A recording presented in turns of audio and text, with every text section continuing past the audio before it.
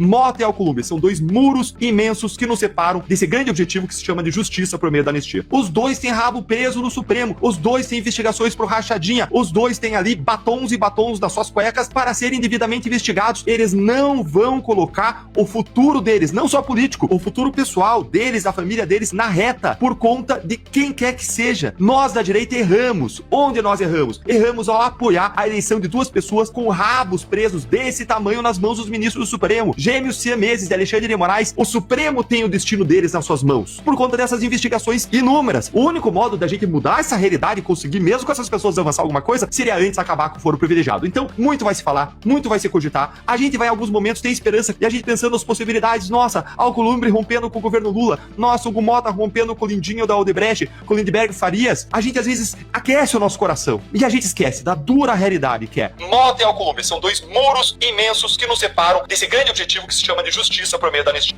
Bolsonaro atrás das grades, ainda que seja numa sala especial da Polícia Federal, como foi o caso de Lula. Isso, Bolsonaro atrás das grades, é um símbolo completamente diferente dependendo de qual lado você está. O que torna esse quadro mais grave é a erosão da legitimidade de instâncias, como o judiciário, as quais, num mundo ideal, se atribui a função de encerrar um capítulo, goste-se ou não de um julgamento.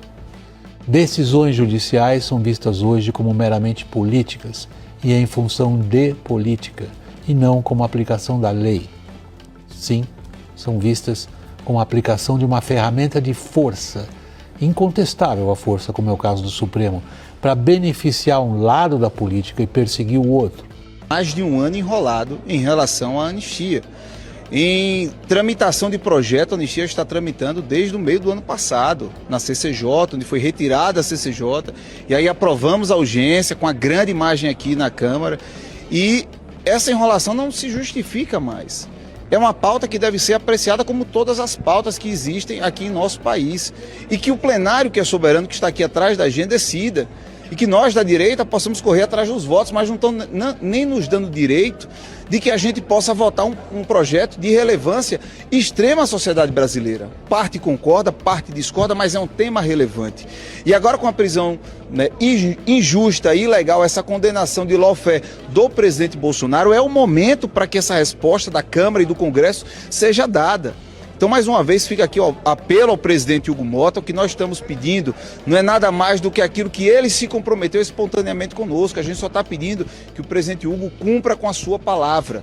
E que o Davi Alcolumbre, também presidente do Senado, pare de dizer e de demonstrar que não irá pautar esse tema. Então, a pressão, volto a dizer, é dupla.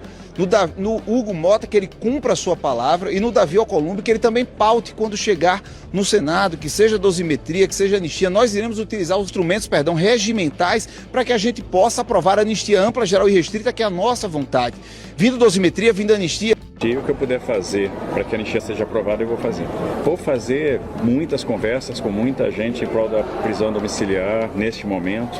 Obviamente, o nosso interesse é vê-lo um dia livre desse processo, vê-lo livre dessa situação toda. Confio muito na inocência do presidente, trabalhei com o presidente, conheci o presidente, sei da boa intenção, do bom propósito, uma pessoa que sempre procurou fazer o melhor. Acho que tudo isso que está acontecendo é injusto e confio que o tempo vai esclarecer toda a verdade. Então, confio na inocência do presidente, confio que um dia isso vai ser esclarecido e que a gente vai ver o presidente solto novamente. Bolsonaro é um grande amigo que eu tenho, né, e nas horas da dificuldade que os amigos têm que estar juntos. Então, vou estar próximo dele, vou visitar tantas vezes quantas forem necessárias para prestar minha solidariedade e meu apoio. Na minha opinião, eu sempre tive essa opinião, é minha, hein? Não é do presidente, é da minha opinião. O presidente da República desonesto tinha que tomar uma prisão perpétua. Isto é um deboche com a sociedade. Presidente da República desonesto destrói o conceito do país. Isto é o cúmulo, ele ainda aventar a hipótese da facada ser uma mentira. E será que o câncer dele foi mentira? E o câncer da dona Dilma foi mentira? Alguém disse pra ele isso aí? Teve peito de dizer isso pra ele? Isso é uma canalice típica desse sujeito. Típica desse sujeito. Não mereceu jamais ser presidente da República. Presidente da República é uma instituição quase sagrada. Eu tenho vergonha de um sujeito desse ter sido presidente da República. Meu pai está muito mal. Ele teve crise de soluço a noite toda. Encontrei com ele durante 30 minutos. Estava com crise de soluço. Tentei distrair a cabeça do meu velho, sempre conversando com ele, tentar levantar um ânimo e tirar um sorriso dele. Muito difícil. Tá se sentindo injustiçado. Ontem prenderam o Heleno, um senhor de idade com Alzheimer. Quais são os títulos do livro? Quais são os títulos do livro que o senhor trouxe pra ele? Quais são os títulos? Quais são esses livros? Quais são? Não, trouxe sem palavras pra A ele. família de vocês está conversando a respeito do PL da anistia? Como que está a tratativa com o homem da força? Não, isso quem tá tratando é o Flávio Bolsonaro, meu irmão. Hoje é o porta-voz da família. E eu confio na liderança dele e que vai dar certo. Você teve com a E todos aqueles políticos que se elegeram nas costas do Jair Bolsonaro estão fazendo tudo por ele para libertar o homem. Você encontrou com a Michelle? Encontrei com a Michelle logo depois da minha saída. E ela falou com você? Não, ela foi fazer o almoço do pai. Renan, só pra gente não divulgar a informação errada, você saiu depois das 11h30 da manhã. Por que você demorou tanto? Eu fiquei acompanhando o advogado do meu pai. Se quiser pode puxar as câmeras que eu tô sentado ali bem na entrada da Polícia Federal. Primeiro você... ficou conversando com o seu pai. Não dá pra gente Oi? ficar, não, trabalhando. É só a senhora soltar a mão dele. Não, quando acabou minha visita, eu fiquei no sofá ali esperando. Pode puxar a câmera ali se Vocês quiser. falaram sobre o telefone do Nicolas, essa situação aqui. Sem política, gente, sem política. Só um filho que foi visitar o pai, tá ok? Muito obrigado, gente. Deus te abençoe, Renan.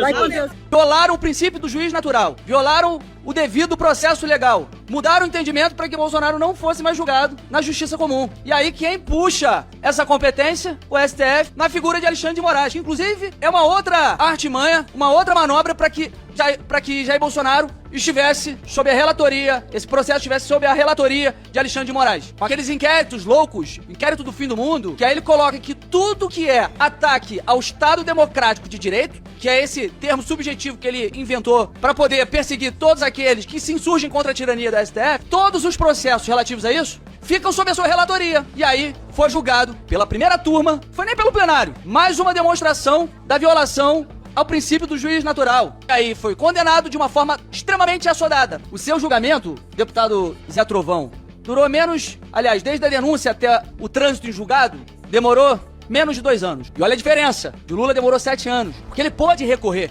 que ele teve o direito ao duplo grau de jurisdição, ele teve o direito respeitado do princípio do juiz natural, coisa que o presidente Bolsonaro não teve. E após a condenação e o trânsito em julgado, demorou menos de 90 dias, 2 meses e meio, tão somente, até porque ele não tinha como recorrer. O STF é o último grau de jurisdição. Se você é condenado pelo STF, você vai recorrer a quem?